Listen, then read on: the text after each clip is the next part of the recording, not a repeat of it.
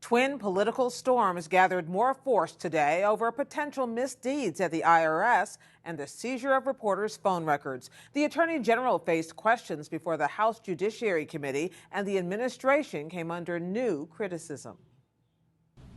Now, my question isn't about who's going to resign. My question is, who's going to jail over this scandal? House Speaker John Boehner led the way this morning as Republicans stepped up demands for action in the scandal at the Internal Revenue Service. There are laws in place to prevent this type of abuse. Someone made a conscious decision to harass and to hold up these requests for tax-exempt status.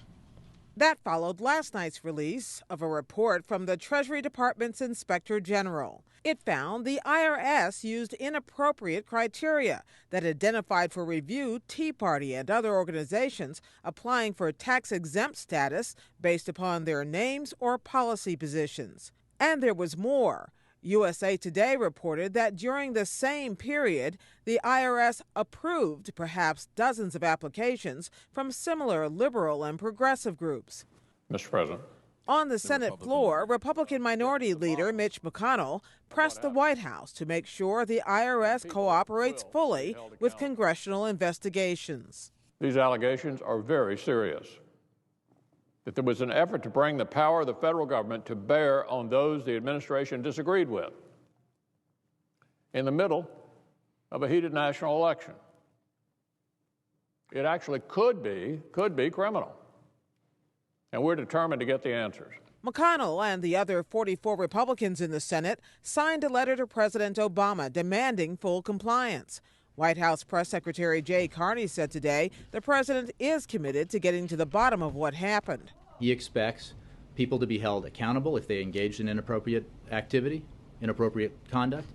He expects the Treasury Department and the IRS to take all the necessary actions to ensure that this kind of thing cannot happen again. Please rise. I will begin. Attorney General Eric Holder has already begun a criminal investigation into the IRS matter, but some lawmakers see larger patterns at work. Republican Congressman Steve Chabot of Ohio. I believe there's been a pattern by this administration in not taking responsibility for failures, avoiding blame, pointing the fingers in somebody else's direction. Would you agree with that?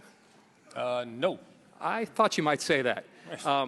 I think a lot of people do, including myself, and I think a lot of members of this committee, and we might be divided, obviously, but these are very significant things which have occurred here, and I would strongly encourage this administration to get out front, get all the facts out, let the chips fall where they may. I would agree with that last part of your statement. It is one of the reasons why I ordered the investigation last Friday, and I can assure you and the American people that we will take a dispassionate view of this. This will not be about parties. This will not be about ideological persuasions. Anybody who has broken the law will be held accountable. Still, House Republicans have frequently accused Holder of stonewalling their investigations, even citing him for contempt.